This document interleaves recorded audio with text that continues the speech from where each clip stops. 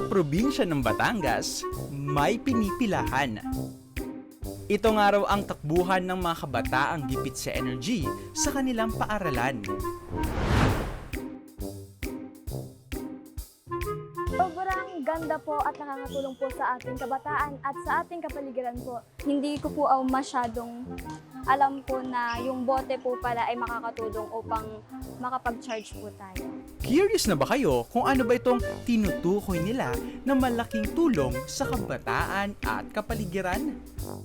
Kung oo, meet Sunbin, ang multipurpose solar-powered garbage bin na binuo ng mga estudyante mula sa Calaca Senior High School sa probinsya ng Batangas. Ito po is tapunan po na plastic bottles as well as pwede po siyang maging charging station. Believe it or not, sa device na ito, maaring mai-charge ang inyong mga cellphone, tablet, e-fan at iba pang electronic devices kapalit ng plastic bottle. Siyempre baka mamaya yung iba, magugulat sila kasi parang from waste materials, diba, mga plastic. So paano nagkakaroon ng energy? So nagfa-function po siya. First is yung i-on nga po yung switch sa gilid and then maghuhulog nga po ng plastic bottles. And isa po sa nakaka-detect po nun is yung sensor po. So may sensor po yung aming invention and then doon po is pag may na-sensor po na plastic bottles, mag-start na po yung timer and from yung sa battery po na energy mula po sa solar is nag-generate po siya as energy po na pwede po mapupunta po sa cable po sa charging. Ang pagkakabuo ng invention nilang ito ay bahagi ng kanilang final requirement sa isa sa mga subject nila bilang STEM students. Part po ng curriculum talaga ng STEM. Actually, all strands naman po ang research. Meron po silang 4 na research subjects simula grade 11, PR1, PR2, 3Is at panghuli ang research capstone. In this subject po, ang output po talaga nila is a prototype, which is yung na-develop po ni Hart na multi-purpose solar-powered garbage bin. Ayun po. So, yun po yung naging prototype nila and eventually, it inspires other students na mag-build upon this prototype. Ang STEM strand ay bahagi ng K-12 curriculum na pinaiiral sa Pilipinas, kung saan sa strand na ito nakatuon ng mga lessons sa science, technology, engineering, at mathematics. Kaya naman di nakataka-taka na sa strand ng STEM, sinusubok ang mga kabataang tulad ni Hart at Aisel na bumuo ng sarili nilang imbensyon at inobasyon. Naniniwala po ako na pwede tayong makahabol sa ibang bansa and we start with the simplest thing. Kagaya po nun, pinag-develop po namin sila ng basurahan. Others might say na basurahan lang yan, pero para sa amin po, ito ay innovation ng mga students. And these students, kahit sila ay 16, 17 years old, kaya po nilang mag-isip critically. Isusubukan natin kung gumagana ba itong Sunbin. Sunbin daw ang tawag dito kasi ito ay solar na sun at bin dahil ito ay trash bin. Nakala ko kung ano. So for now, meron tayong dalawang cords. Diba? So lalagay natin ito dito. Shoot natin. Tapos, ang galing! Wow! Ang galing! Nag-charge. Kung malulobat ka at hindi ka pa nakapag-book ng pang-uwi mo, pwede. Up next, mas kilalanin natin si Hart at Aisel at ma-inspire sa kanilang kwento. Dito, sa Experto. Ano naman yung mga feedback na natanggap ninyo sa mga taong nakagamit ito? Kasi syempre part ng research yun di ba? Yung testing. So ano yung mga na-receive ninyong feedback? So, naka-receive po kami ng feedback mula po nung nag-defense po kami.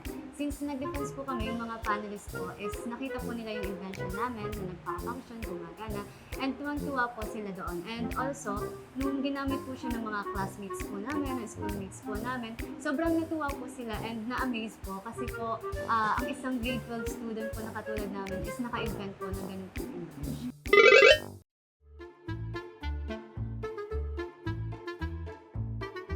Sa pagbuo nila ng device na ito, inspirasyon nila ang maraming bagay. Gaya ng naranasan nilang init nitong nagdaang El Nino. Eto, syempre, maraming nagtataka di ba? Kasi solar, tapos waste materials, Saan nanggaling yung idea at yung inspiration nyo? Bakit ito yung nabuo niyo? So, nowadays po, isa po sa napapansin naming problem dito po sa lugar namin is yung plastic bottles natin. Lingid po sa kalaman ng lahat, yung plastic bottles po is nakikita po natin kung saan-saan. And yung mga tao po, marami pa rin pong mga tao sa panahon ngayon na wala pong tumbler, ganon. And plastic bottles po yung isa po sa basura po na kumakalat po dito. And naisip po namin na why not gumawa po kami ng isang bagay na makakatulong po sa waste segregation po. Na yung waste segregation po kung saan po is mahihiwalay po yung plastic bottle sa ibang pong mga basura. And ayun po, nag-came up po kami sa amin pong invention na yun. Dagdag ko lang po sa sinabi ni Hart, nagkataon din po kasi na nung nagagawa po kami ng project is sobrang init po talaga ng panahon. So, naisip po namin na why not yung solar power, i-incorporate po namin doon. So, ginawa po namin positive ang impact nung madaming plastic bottles tapos po mainit na panahon. So, pinag-combine po namin siya at nabuo nga po namin yung prototype na solar power multi-purpose waste disposal. Kaya naman bukod sa waste segregation, napili ng grupo nila Acel at Hart na isama sa binubuo nilang device ang paggamit ng renewable energy.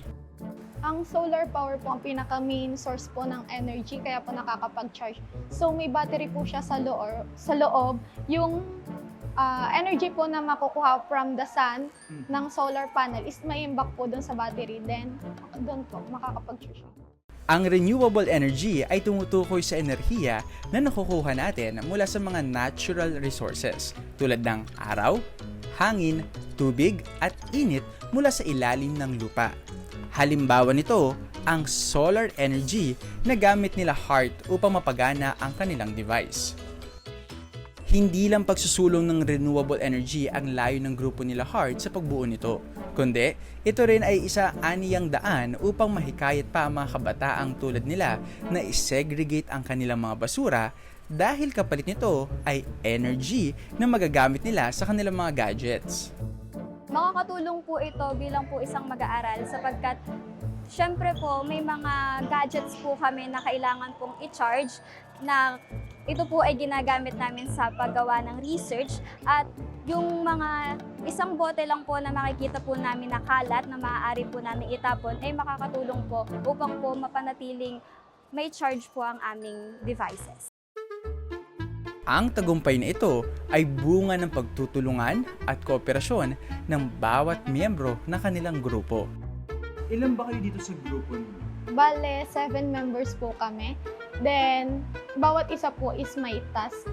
Yung group po namin is hinati pa po namin into 2 subgroups po. Dahil habang nagagawa po kami ng prototype is ginagawa din po namin yung paper ng research dahil sabay po yun ipapasa. So, yung isa pong group is nagagawa ng paper, tapos yung isa naman po doon po sa prototype mismo po. Para mas mabilis po at umabot po sa deadline talaga. Malaki rin ang naging papel ng Calaca Senior High upang hubugin ang interes at skills ng mga tulad ni Acel at Hart na nangangarap na maging scientist, inhinyero at mathematician sa hinaharap. So paano ba napapakita ng paaralan ninyo po yung pagmamahal at suporta na binibigay sa mga estudyante katulad ni na Hart at Acel na may angking galing sa agham at inobasyon? Okay po. So, of course, number 1 is hindi po namin pinapabayaan ng mga estudyante.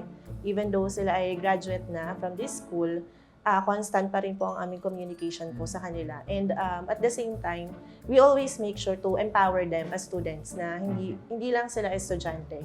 Kasi meron po silang magagawa para sa school and syempre ultimately para sa community. Paano nyo na make sure na parang effective siya? I mean, may mga trials and error ba kayong ginawa? May mga research ba kayong pinag-aralan?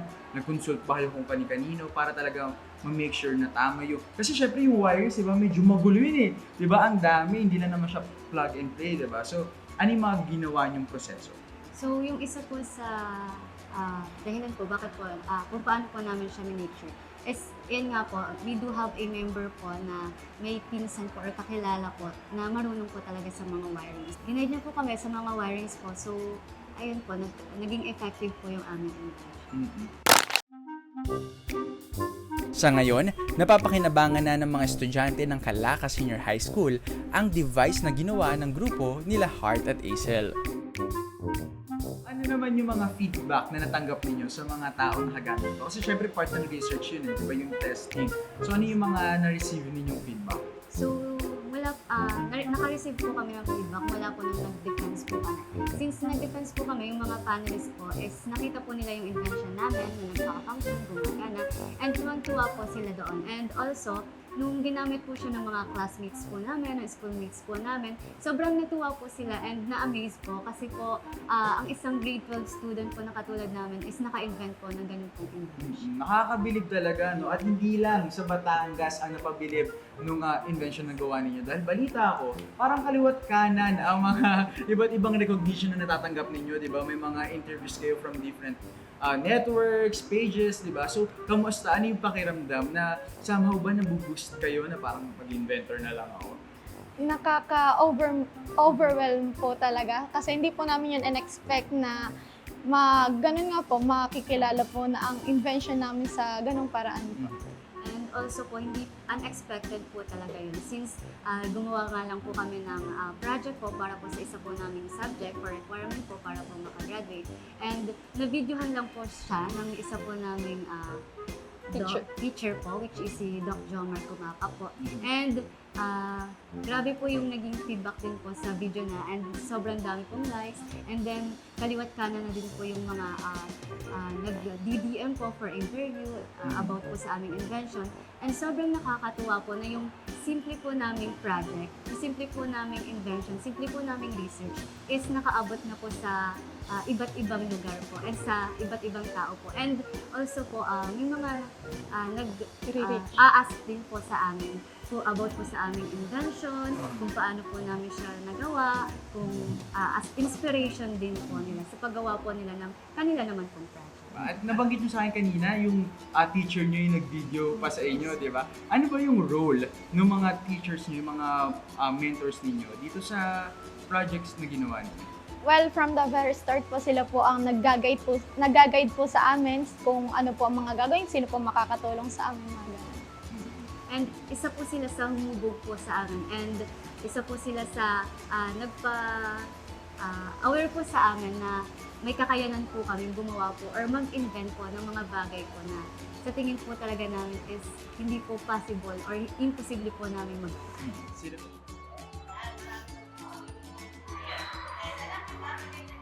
Mula sa pagbuo na ito, hindi lang technical knowledge ang natutunan nila. Naging daan din ito upang mas makilala nila ang kanilang mga sarili bilang mga kabataan sa science community. Pero ano naman yung pinaka hindi nyo malilimutang experience habang binubuo ninyo yung invention nyo? So, isa po sa hindi po namin malilimutang experience is yung mismong paggawa po namin ng prototype. Kasi po doon po namin napatunayan po sa sarili namin na may kakayanan po pala kami makapag-invent ng bagay po na sa tingin po namin ay imposible.